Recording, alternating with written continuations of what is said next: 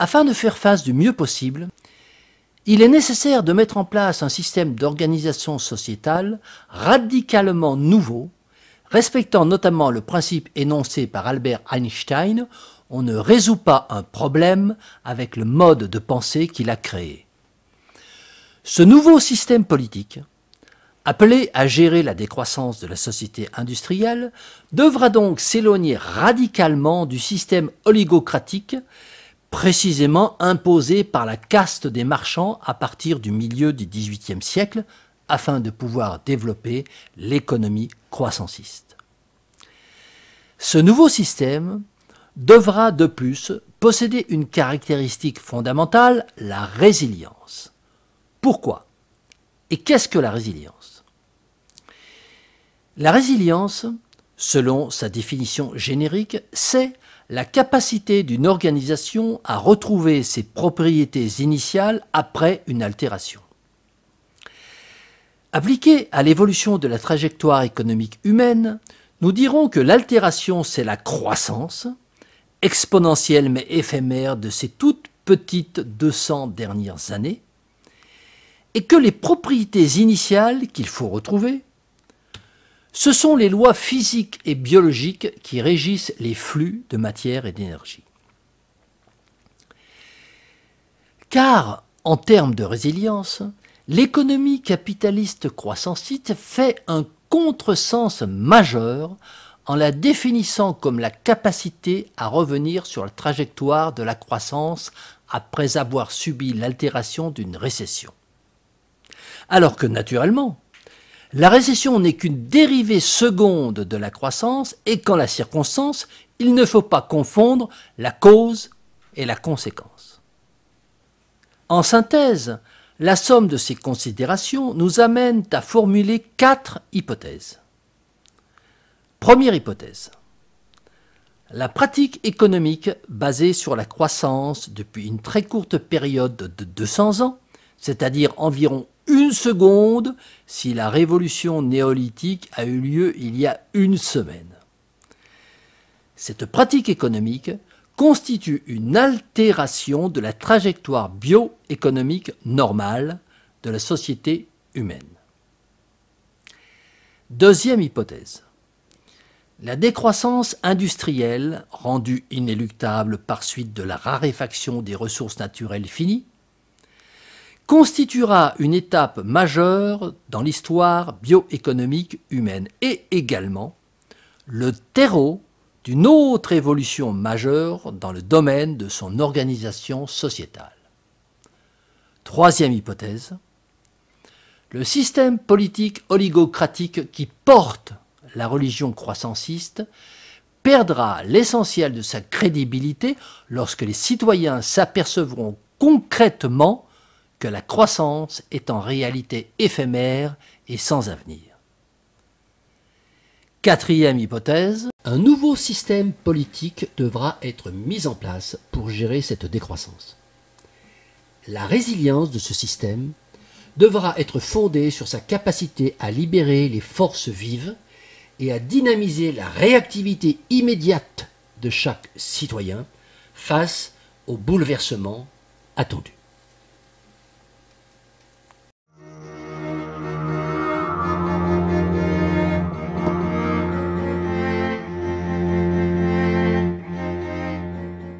La Constitution actuelle n'est basée sur aucun principe.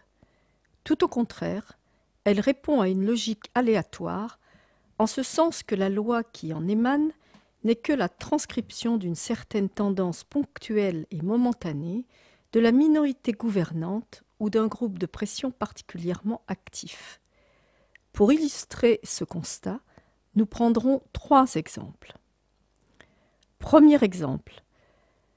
L'article 2 de la Constitution de 1958 prétend énoncer des principes, à savoir gouvernement du peuple par le peuple et pour le peuple, et liberté, égalité, fraternité.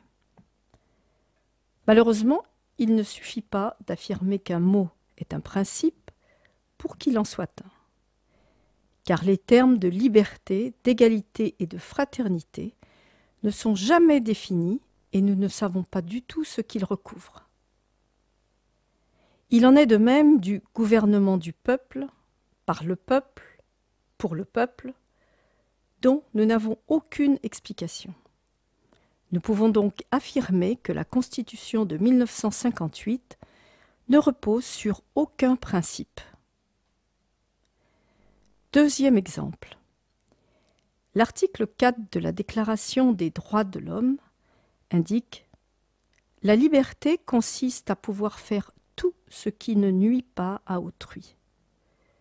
Ceci ressemble effectivement à un principe, mais dans la mesure seulement où une définition claire de la notion de nuisance nous serait donnée. Malheureusement, la suite de l'article nous dit que la nuisance sera déterminée par la loi. Ce qui revient à dire que ce principe n'en est pas un au mieux ou que c'est une supercherie au pire. Troisième exemple, quasiment caricatural. L'article 11 de la Déclaration des droits de l'homme qui indique « La libre communication des pensées et des opinions est un des droits les plus précieux de l'homme. Tout citoyen peut donc parler, écrire, imprimer librement, sauf à répondre de l'abus de cette liberté dans les cas déterminés par la loi. » En termes clairs, cela signifie que le principe de liberté d'expression existe, mais qu'il peut être supprimé à tout moment par une décision du législateur ou simple décret. Autant dire que le principe de liberté d'expression n'existe pas. La Constitution nouvelle énonce des principes clairs, puis définit des règles d'interprétation rigoureuses permettant de passer des principes aux éléments du domaine qu'elle prétend décrire. Les lois constitutionnelles, comme les lois ordinaires des codes juridiques, respectent toute cette logique principielle. C'est le premier point de rupture avec le système actuel.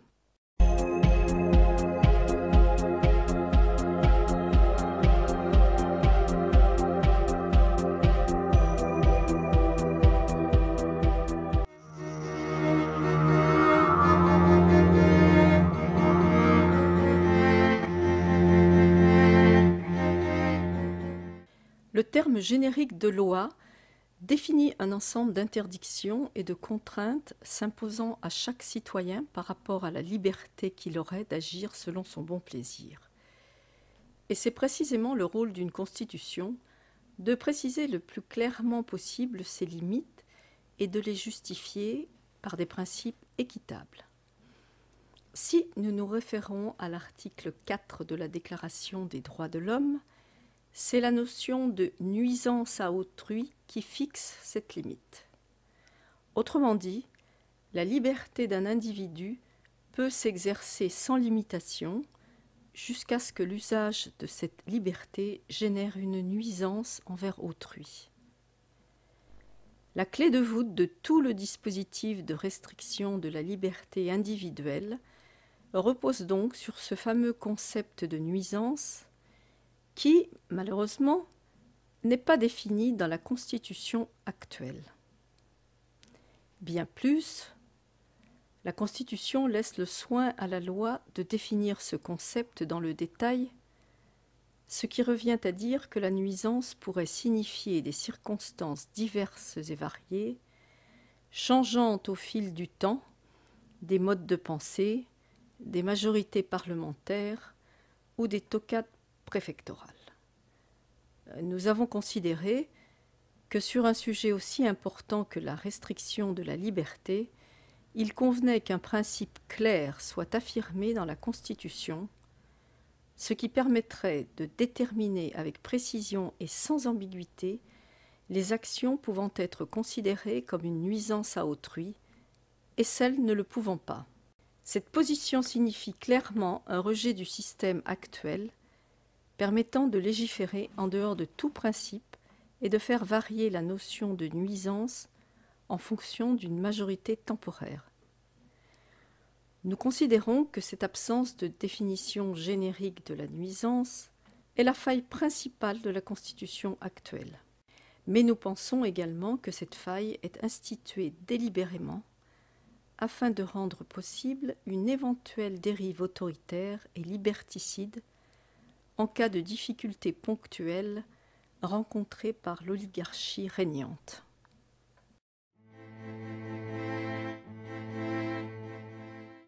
Faute d'être reliée à un principe clair, la notion de nuisance recouvre actuellement un éventail très large d'actions humaines, à tel point que n'importe quelle action peut être déclarée nuisible pour peu qu'un lobby catégoriel suffisamment puissant puisse influer sur le législateur afin qu'il établisse une loi la réprimant. Afin de pallier définitivement cette dérive arbitraire, nous considérons que seule la nuisance objectivement mesurable et constitutive d'un lien direct entre l'action et sa supposée conséquence doit être prise en compte.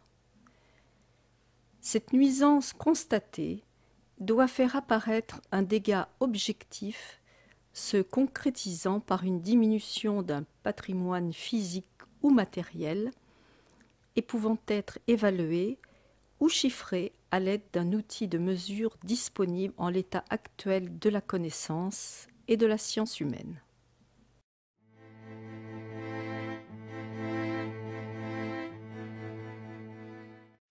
A contrario, la nuisance dite subjective, qui désigne le ressenti négatif d'une personne donnée soumise à tel ou tel stimulus extérieur, ne sera pas prise en compte pour son manque de preuves objectives.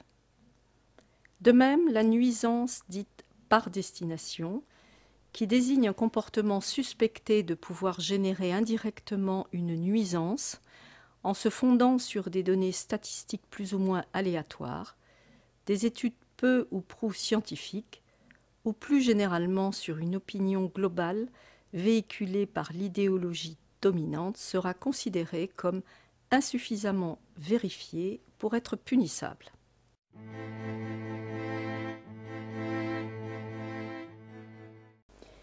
Dans la Constitution nouvelle, la loi ne peut limiter la liberté individuelle que lorsque l'exercice de cette liberté crée directement une nuisance objectivement mesurable et constatable envers autrui. En conséquence, toute action ne créant pas de nuisance objectivement mesurable et constatable ne peut être interdite, ni réprimée, ni punie. C'est le deuxième point de rupture avec le système actuel.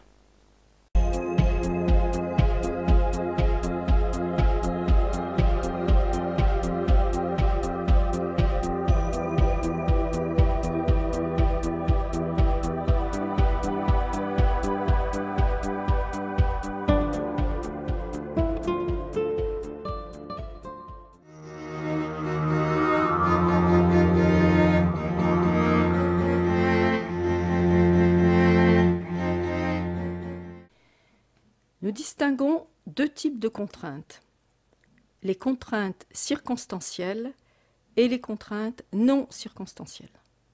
Les contraintes circonstancielles désignent une obligation de faire telle chose dans le cas où on entreprend telle action. Exemple, être obligé de mettre un casque si on entre dans un espace dont le règlement intérieur oblige au port du casque. Nous considérons que ces contraintes peuvent être légitimes parce que le citoyen ne subit pas une obligation préalable d'engager la première action. Les contraintes non circonstancielles, que nous appelons obligation de faire en dehors de toute contingence, désignent une obligation de faire telle chose sans avoir engagé d'action préalable ou en étant immobile dans son espace privé. Exemple, donner une partie de son patrimoine pécuniaire à l'État, impôts, taxes, exposer sa vie au danger de mort, conscription. Nous considérons que ces contraintes ne sont pas légitimes parce qu'elles s'exercent sur le citoyen sans aucune contrepartie négociée.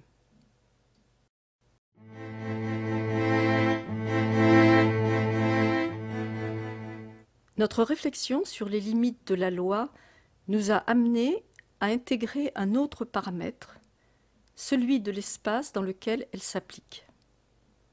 En effet, l'impact d'une nuisance dans un espace privé ne peut être traité de la même façon que dans un espace public. Plus précisément, nous affirmons que les restrictions apportées à la liberté individuelle peuvent ne pas être identiques selon que l'action humaine se déroule en milieu collectif ou individuel. Or, cette distinction entre les deux espaces n'est pas prise en compte dans la Constitution actuelle, ce qui permet notamment d'appliquer au domaine privé de nombreuses lois conçues en principe pour le domaine public, ou d'affecter indistinctement une loi à n'importe quel type d'espace. À partir de ce raisonnement, nous avons été amenés à distinguer trois types d'espaces. L'espace privé ou individuel, l'espace public ou collectif naturel, l'espace public ou collectif optionnel. L'espace privé ou individuel. Cet espace correspond très exactement à la notion juridique actuelle de propriété privée, que celle-ci appartienne à un individu isolé ou à un groupe d'individus. Il est important de noter que la défense et le respect de la propriété privée sont solennellement affirmés dans la Déclaration des droits de l'homme. Ce rappel n'est pas inutile au regard de l'intrusion de plus en plus importante de la loi collective dans l'espace privé. Nous rappelons également que l'entreprise individuelle constitue juridiquement un espace privé et que tout établissement, magasin, restaurant, bureau, salle de spectacle, etc., qui appartient à un individu ou individu associé, devrait logiquement relever de l'espace privé. De ce fait, nous rejetons la notion administrative d'ERP, établissement recevant du public, qui, en soumettant les lieux privés au règlement intérieur des lieux publics, introduit une juridiction de droit exorbitant. Dans la Constitution nouvelle, le gestionnaire d'un espace privé doit pouvoir établir lui-même tout règlement intérieur, restreignant la liberté et subordonner l'admission dans son espace au respect de ce règlement par tout individu souhaitant y pénétrer de son plein gré. Subsidiairement, ce règlement intérieur ne doit pas contrevenir aux dispositions de la loi générale.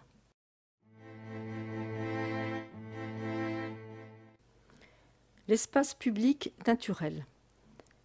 Cette appellation désigne tout espace appartenant à la collectivité nationale, c'est-à-dire tous les citoyens à parts égales, et dont l'utilisation est rendue obligatoire pour l'exercice de la liberté fondamentale d'un individu, c'est-à-dire celle de son déplacement. Cet espace est donc dénommé naturel dans la mesure où celui qui y pénètre n'a pas d'autre choix que d'y pénétrer, pour exercer cette liberté de déplacement étant considérée comme un droit naturel donné à chaque citoyen. Cet espace public naturel représente essentiellement le réseau de communication routier et urbain, voire fluvial et aérien. Dans la Constitution nouvelle, un espace public naturel ne peut faire l'objet de règlements intérieurs. Seule s'applique la loi générale.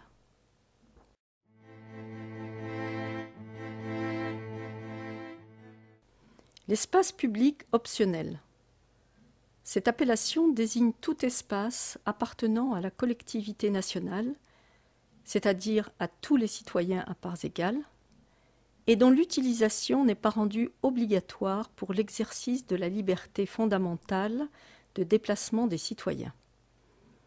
Cet espace est donc dénommé optionnel dans la mesure où celui qui y pénètre choisit de le faire en toute connaissance de cause et, inversement, peut choisir de ne pas y pénétrer.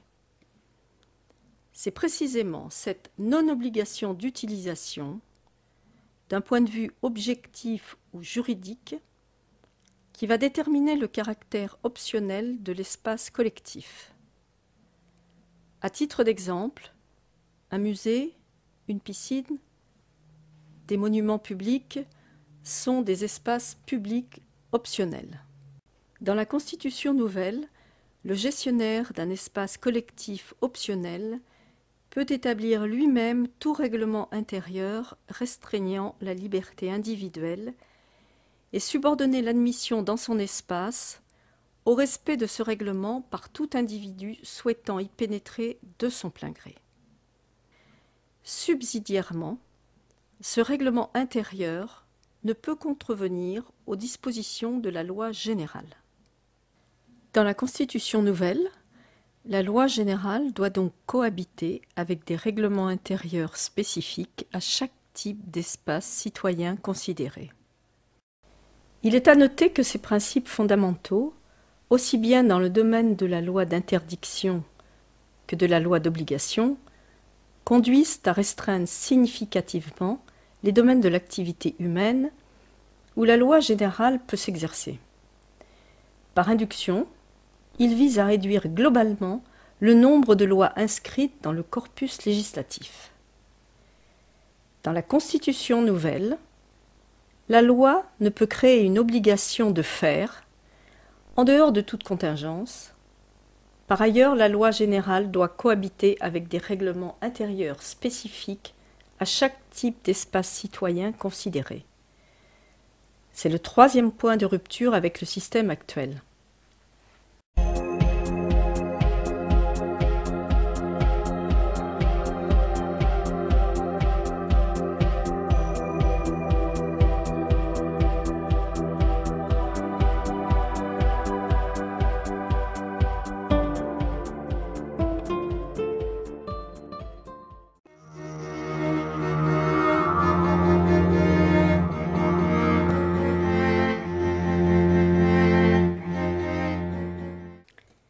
Qu'est-ce que l'égalité ? Dans la Constitution actuelle, il en va de l'égalité comme de la liberté pour ce qui concerne son acception qui date, elle aussi, de la Révolution de 1789, c'est-à-dire de l'égalité de tous devant la loi. Or, il est évident que cette égalité minimale est loin d'être suffisante pour mettre en place une société juste et équitable.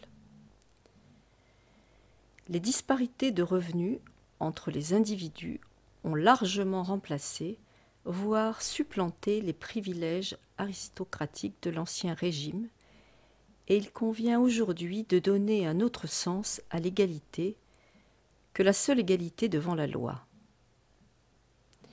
Nous voulons parler de l'égalité des chances, notion qui est bien entendu totalement absente des textes constitutionnels actuels. Cette égalité des chances, ou plus exactement cette égalité des conditions d'accession à un revenu suffisant, fait partie des lignes directrices fondamentales de notre nouvelle Constitution.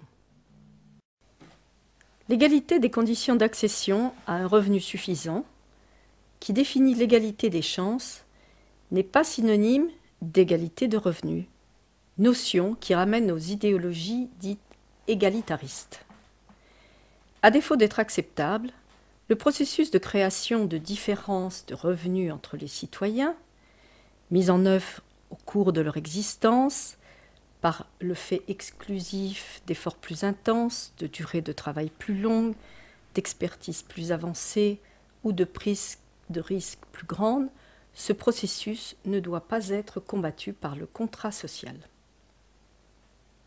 Ce principe d'égalité des chances, tel qu'il est défini, doit être pris en compte notamment dans les domaines de la transmission du patrimoine et de l'enseignement. Au principe minimal d'égalité de tous devant la loi, la Constitution nouvelle ajoute et inscrit celui d'égalité des chances. C'est le 4e point de rupture avec le système actuel.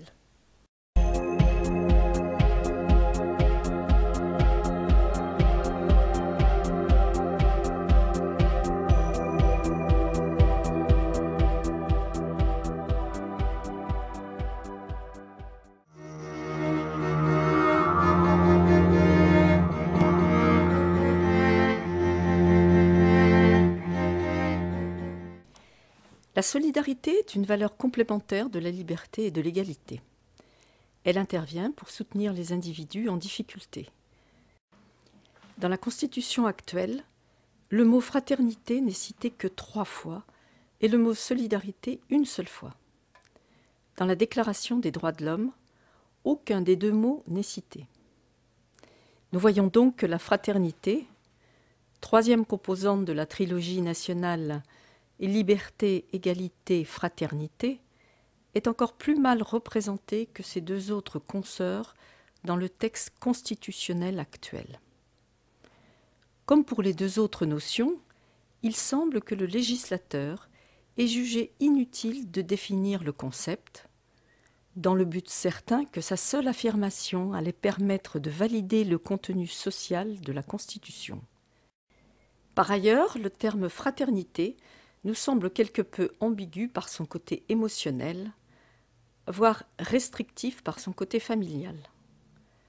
Penser que l'entraide entre les hommes se justifie par le fait qu'ils seraient tous frères renvoie l'individu au stade tribal, alors que le propos est de définir un comportement issu de la vie en collectivité civilisée. De ce point de vue, le terme solidarité nous a paru plus adapté, par le fait qu'il renvoie au corps social tout entier et non pas à la seule composante de liens sanguins entre les individus. Quoi qu'il en soit, nous considérons qu'il est trompeur de se prétendre fraternel ou solidaire si on ne sait pas exactement quelles sont les caractéristiques de cette fraternité ou de cette solidarité.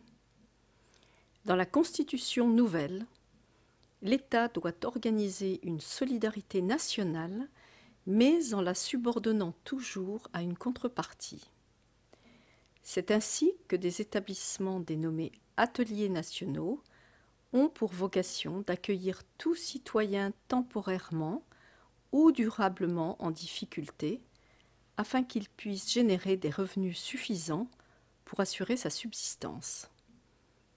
Ces ateliers nationaux fournissent un hébergement, une nourriture et un pécule en contrepartie d'un travail adapté.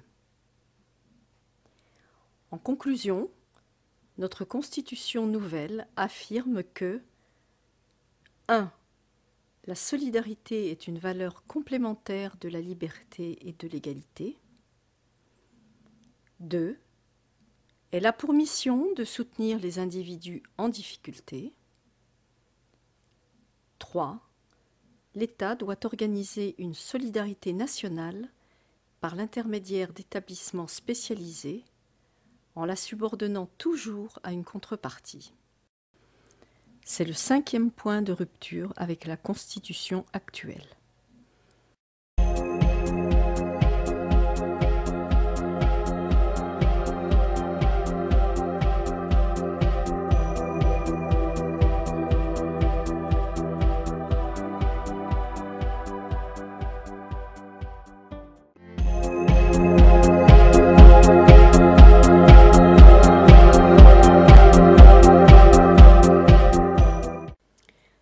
l'adaptation aux difficiles conditions économiques qui s'annoncent impose que nous nous dotions d'une entité capable d'encaisser elle-même les principaux chocs créés par la décroissance anthropique à la place de l'individu physique. Nous considérons que cette entité doit être l'État, qui serait reconfiguré en véritable serviteur du peuple et capable de s'autofinancer. Le principe fondamental de cet État-serviteur est de fournir à la population des services publics gratuits financés par les bénéfices de ses propres services marchands. La conception actuelle de l'État est celle d'une entité toute puissante qui domine le peuple et qui se finance en prélevant par la force une certaine proportion du patrimoine pécuniaire de ce même peuple. Dans le système de l'État-serviteur, le concept d'impôt est abrogé, et plus généralement, celui de prélèvement pécuniaire obligatoire. Les raisons d'abandonner le système de financement de l'État par l'impôt sont au nombre de 4. Premièrement, l'impôt n'est pas conforme à la Constitution, et notamment à l'article 14 de la Déclaration des droits de l'homme, qui stipule clairement que la contribution publique doit être librement consentie. Deuxièmement, l'impôt est facteur d'inégalité, car l'État devient ainsi le seul opérateur social à obtenir ses revenus par la spoliation et non par le travail. Troisièmement, l'impôt génère un coût exorbitant par son traitement administratif, estimé à 20 milliards, 11 milliards pour l'impôt central, 9 milliards pour les prélèvements sociaux, soit 3 fois le budget actuel de la justice. Quatrièmement, la fonction soi-disant redistributrice de l'impôt a clairement montré son inefficacité, puisque l'écart entre les riches et les pauvres n'a jamais été aussi grand depuis qu'il a été installé par la démocratie représentative.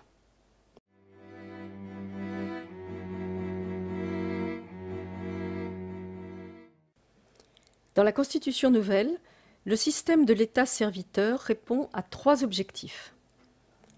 Premièrement, un objectif de résilience par la création d'un secteur tampon destiné à amortir le choc de la déplétion fossile et minérale contre l'individu physique de base.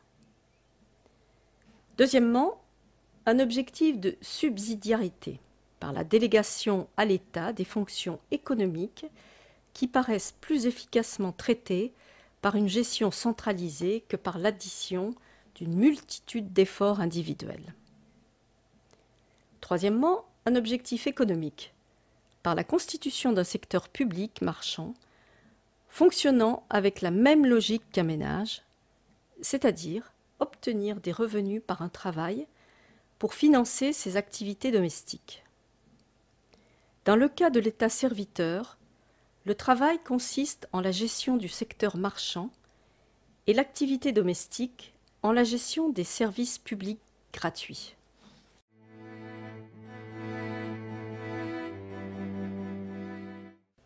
Le secteur public marchand est constitué d'un ensemble d'entreprises de secteurs importants de l'économie, à forte empreinte écologique et fortement consommateurs de ressources naturelles, notamment l'énergie, la sidérurgie, les constructions automobiles, aériennes et navales, et la pétrochimie.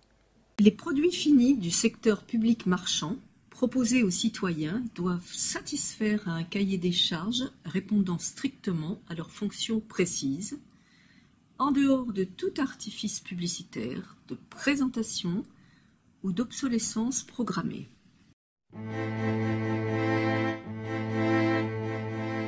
Le secteur public gratuit concerne notamment la santé, l'éducation, la sécurité intérieure et extérieure, le système judiciaire, les transports urbains et périurbains, la mise à disposition de médias de communication pour l'information politique, les équipements de l'espace collectif naturel, la fourniture d'eau et d'énergie dans le cadre d'un quota domestique, l'entretien et libre accès au patrimoine historique et culturel, la gestion d'un grand marché public de l'art, les services funéraires, la gestion du territoire et la gestion des biens tombés dans le domaine public.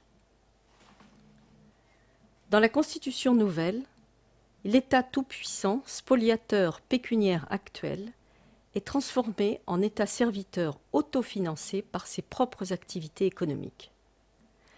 Par ailleurs, le secteur de la gratuité est considérablement étendu.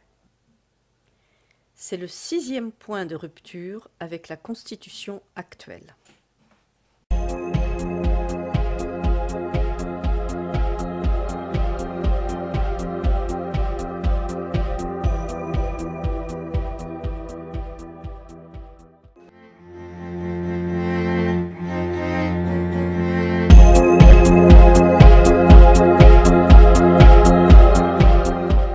La différence de richesse, donc l'inégalité entre les citoyens, vient principalement de 2 sources.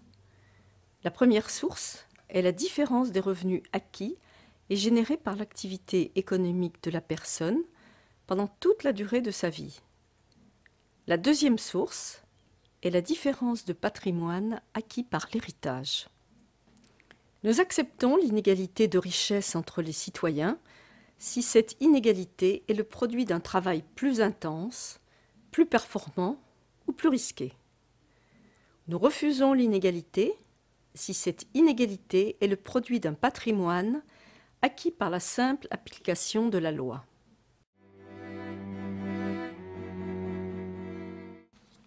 Il en découle qu'à notre avis, l'acquisition de la propriété ne peut résulter de la transmission automatique des patrimoines défunts à des attributaires nominatifs désignés par la loi.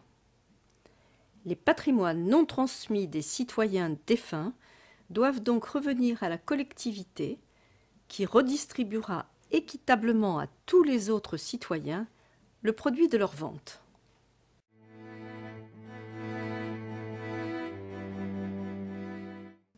Dans la Constitution nouvelle, la transmission de la propriété ne peut se faire qu'entre vifs par contrat, librement, de façon onéreuse ou gratuite.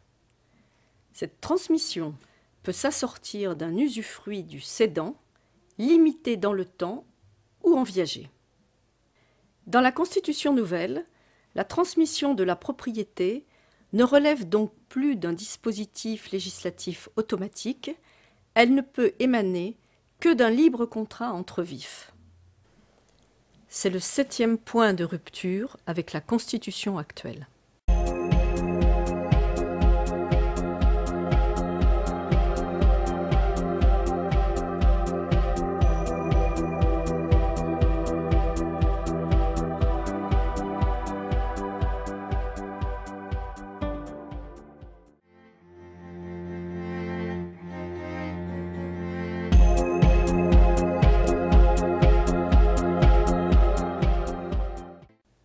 La Constitution nouvelle remplace le système de création monétaire ex nihilo par les banques par un système à 3 niveaux. Le premier niveau est une création monétaire physique par la Banque nationale qui émet une monnaie indexée sur son stock d'or et librement convertible à tout moment selon un taux fixe non modifiable.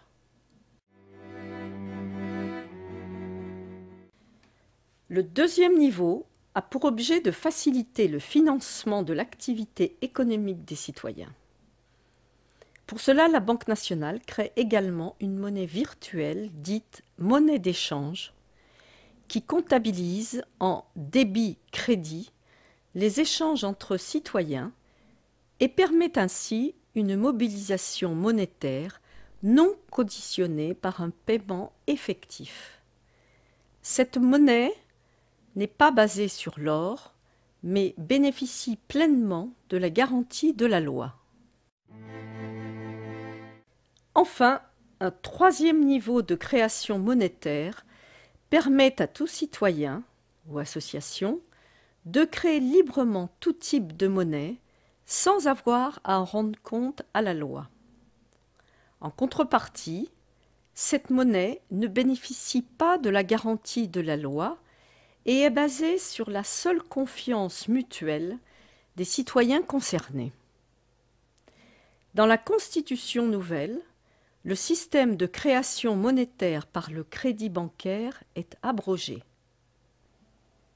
C'est le 8e point de rupture avec la Constitution actuelle.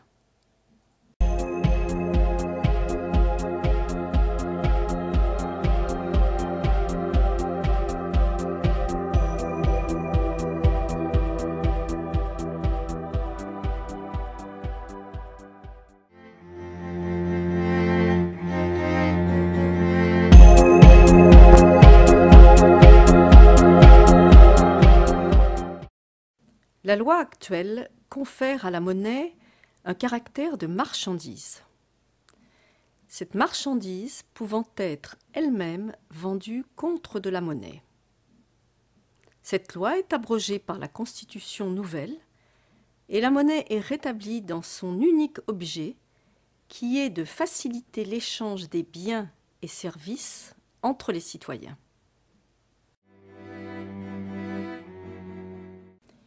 Il en résulte que les opérations de crédit, c'est-à-dire la vente d'une somme d'argent contre la promesse de reverser une somme supérieure dans un délai donné, ne sont plus garanties par la loi. Les contrats d'échange entre les citoyens ne peuvent concerner qu'un échange entre deux marchandises ou services, ou entre une marchandise ou service et une quantité de monnaie. C'est le 9e point de rupture avec la Constitution actuelle.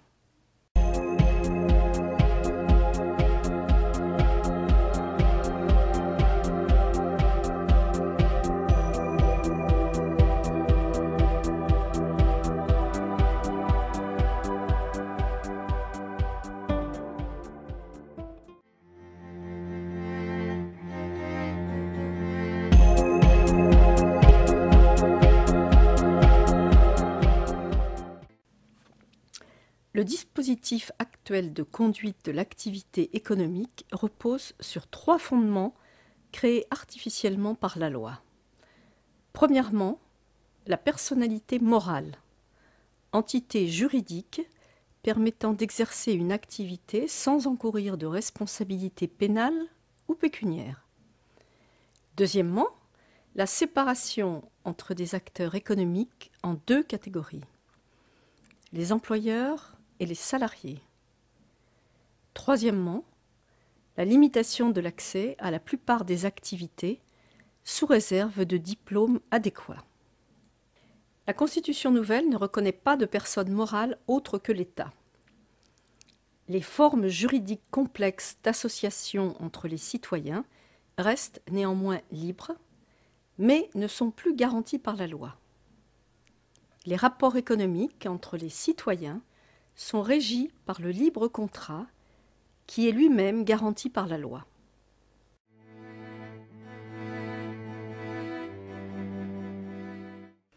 Dans la Constitution nouvelle, tout citoyen peut entreprendre n'importe quelle activité économique librement. Il n'existe pas de profession protégée. La distinction entre la sphère privée et professionnelle n'existe plus. L'individu agissant devient de fait une entreprise.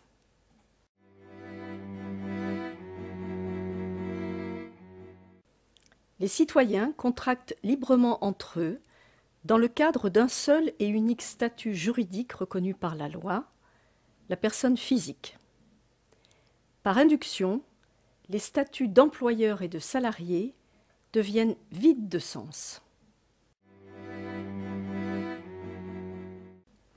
L'association libre est une forme collective d'exercice de l'activité économique dans laquelle chaque citoyen membre contracte solidairement et indéfiniment en même temps que l'association. De ce fait, l'association libre n'est pas considérée comme une personne morale. Dans la Constitution nouvelle, L'État est la seule entité reconnue comme personne morale. À ce titre, et par l'intermédiaire de ses différents services, il est apte à contracter. Hormis l'État, seule la personne physique est reconnue par la loi en tant qu'entrepreneur économique. Par ailleurs, l'activité économique individuelle est débarrassée du Code des sociétés, du Code du travail, de toute réglementation d'accès et de tout prélèvement obligatoire. C'est le 10e point de rupture avec la Constitution actuelle.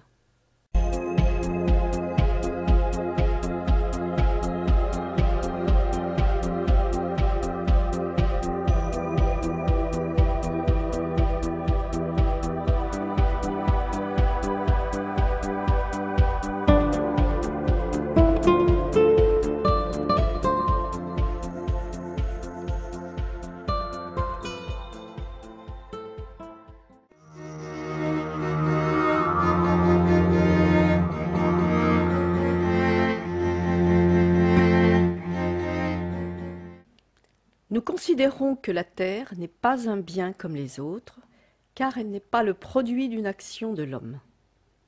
À la différence de l'objet industriel, elle est un legs de la nature, une dot gratuite dont les règles d'attribution initiale ne sont écrites nulle part.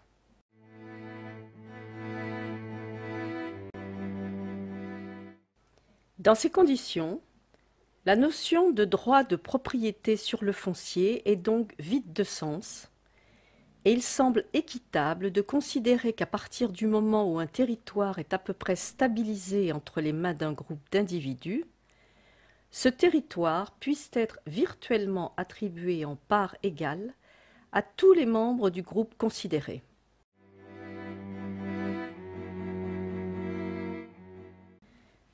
Dans la Constitution actuelle, cette vision est toute différente.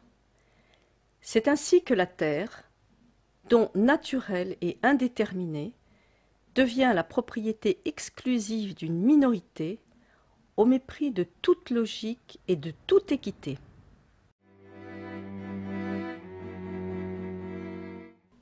Dans la Constitution nouvelle, il est affirmé qu'une société libre, responsable et solidaire se doit de considérer son territoire national comme un ensemble appartenant à tous, c'est-à-dire comme un bien commun et inaliénable de la collectivité tout entière.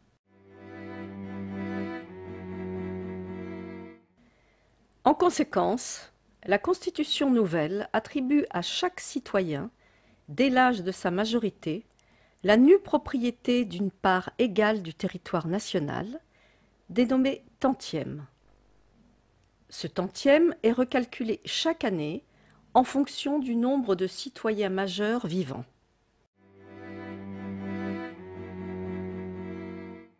Un service public de gestion du territoire est chargé d'attribuer des baux d'usage aux demandeurs d'utilisation de surface. Il centralise les loyers payés par les attributaires, loyers qui seront redistribués à parts égales entre tous les citoyens en tant que revenu inaliénable de leur tantième. Dans la Constitution nouvelle, le droit de propriété sur le sol est aboli. Le territoire national devient un bien commun. C'est le 11e point de rupture avec la Constitution actuelle.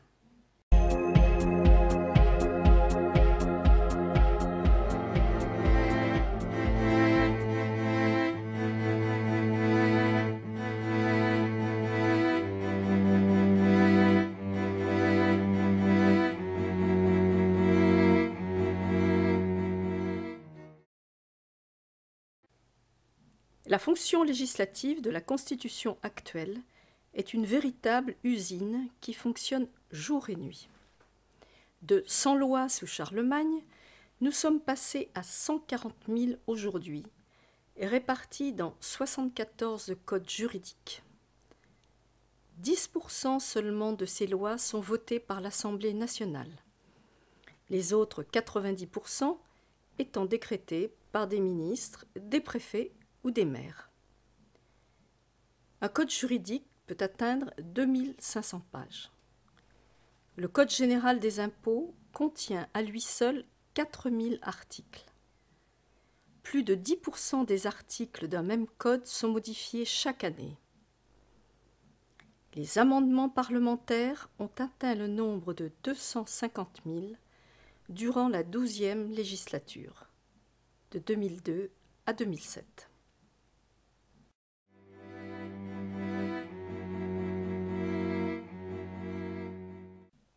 Il résulte de cet état de fait un emballement général de la production législative semblable à une réaction en chaîne nucléaire qui confère désormais un caractère imprévisible et submersif à la loi. Ainsi, toute action humaine est en voie de devenir a priori illégale, sauf à vérifier dans un interminable catalogue de lois qu'elle est bien autorisée. À tel point que certains juristes actuels s'interrogent sur la nécessité d'instaurer un véritable principe de sécurité juridique qui aurait pour objectif de protéger les citoyens contre les effets secondaires négatifs de la loi, en particulier de ses incohérences, de sa complexité ou de ses changements trop fréquents.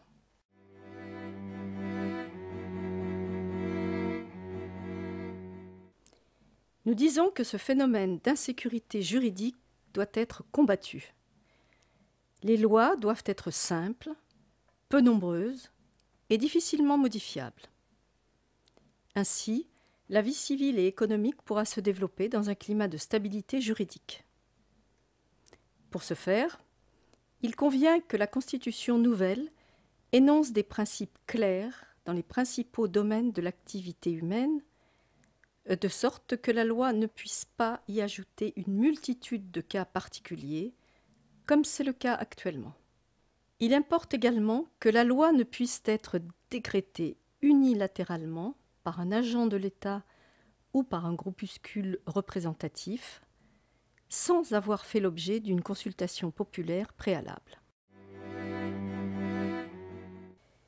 Dans la Constitution nouvelle, l'élaboration de la loi par le système de la démocratie directe devra donc tenir compte des 4 conditions suivantes. Premièrement, un projet de modification constitutionnelle peut être présenté avec l'accord de 1% des citoyens, suivi de la ratification de 15% d'entre eux. Deuxièmement, la Constitution peut être modifiée avec l'accord de plus de la moitié des citoyens. Troisièmement, un projet de loi peut être présenté avec l'accord de 1 pour 1000 des citoyens, suivi de la ratification de 15% d'entre eux. Quatrièmement, la loi peut être votée avec l'accord de plus de la moitié des citoyens votants, sous réserve d'une participation égale à plus de la moitié des citoyens.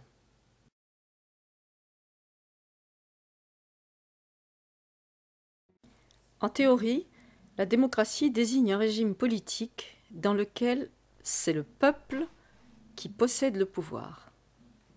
La Constitution française de 1958 énonce d'ailleurs, dans l'article 2, le principe d'un gouvernement du peuple, par le peuple et pour le peuple, ce qui semble confirmer cette affirmation. Malheureusement, il n'en est rien, puisque le pouvoir, notamment législatif, est confisqué par une minorité d'élus ou de fonctionnaires non révocables à laquelle le citoyen de base ne peut accéder. Cette supercherie a été mise en place au lendemain de la Révolution de juillet 1789 et a perduré depuis. Le stratagème consiste tout simplement à remplacer le pouvoir du peuple par celui des représentants du peuple. Et la consigne a été donnée par Joseph-Emmanuel Sieyès, le père de la Constitution française, dans son célèbre discours fondateur du 7 septembre 1789, en déclarant « La très grande pluralité de nos concitoyens n'a ni assez d'instruction, ni assez de loisirs pour vouloir s'occuper directement des lois qui doivent gouverner la France. Leur avis est donc de se nommer des représentants. Et en ajoutant pour plus de clarté, les citoyens qui se nomment des représentants renoncent et doivent renoncer à faire eux-mêmes la loi. S'ils dictaient leur volonté, la France ne serait plus un État représentatif, ce serait un État démocratique. Le peuple, je le répète, dans un pays qui n'est pas une démocratie, et la France ne saurait l'être, le peuple ne peut parler, ne peut agir que par ses représentants.